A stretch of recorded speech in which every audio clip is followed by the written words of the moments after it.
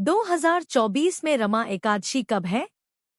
28 अक्टूबर 2024 सोमवार। हिंदू धर्म में रमा एकादशी बहुत महत्व है। इस एकादशी को लक्ष्मी जी के नाम पर रमा एकादशी कहा जाता है। इस एकादशी पर महालक्ष्मी के रमा स्वरूप के साथ साथ भगवान विष्णु के पूर्ण अवतार केशव स्वरूप के पूजन का विधान है।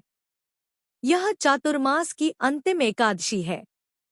इस एकादशी व्रत के प्रभाव से जीवन में सुख समृद्धि आती है। रमा एकादशी व्रत पूजा विधि। एकादशी व्रत के नियमों का पालन दशमी के दिन से ही शुरू हो जाते हैं।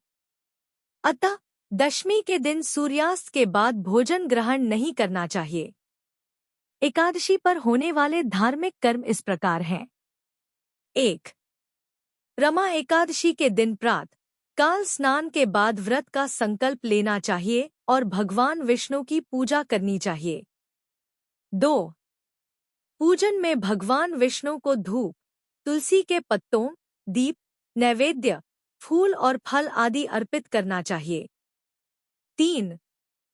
रात्रि में भगवान विष्णु का भजन कीर्तन या जागरण करना चाहिए। 4. एकादशी के अगले दिन द्वादशी पर पूजन के बाद जरूरतमंद व्यक्ति या ब्राह्मण को भोजन और दान दक्षिणा देकर अंत में भोजन करके व्रत खोलना चाहिए।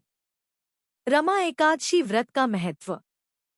पद्म पुराण में उल्लेखित वर्णन के अनुसार रमा एकादशी व्रत कामधेनु और चिंतामणि के समान फल देता है।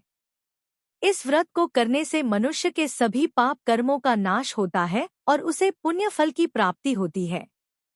इस व्रत के प्रभाव से धन धान्य की कमी दूर होती है। रमा एकादशी व्रत की कथा।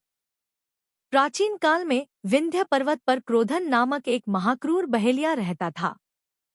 उसने अपनी सारी जिंदगी हिंसा, लूटपाट, मद्यपान और झूठे भाषणों में व्यतीत कर दी।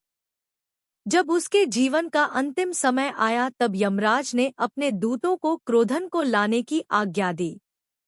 यमदूतों ने उसे बता दिया कि कल तेरा अंतिम दिन है। मृत्यु भय से भयभीत वह बहेलिया महर्षि अंगिरा की शरण में उनके आश्रम पहुंचा। महर्षि ने दया दिखाकर उससे पापाकुंशा एकादशी का व्रत करने को कहा। इस प्रकार पापाकुंशा एकादशी का व्रत पूजन करने से क्रूर बहेलिया को भगवान की कृपा से मोक्ष की प्राप्ति हो गई।